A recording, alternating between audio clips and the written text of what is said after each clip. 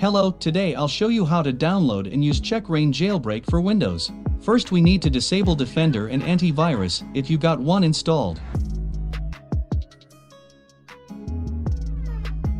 Next download CheckRa1n archive, link will be in description, or you can text it from the video.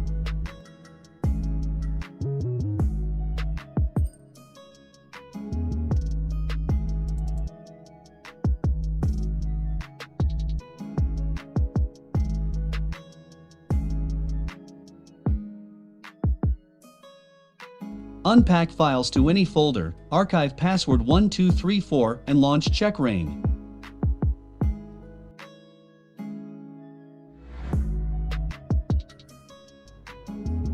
Now connect your device to PC through USB and press start.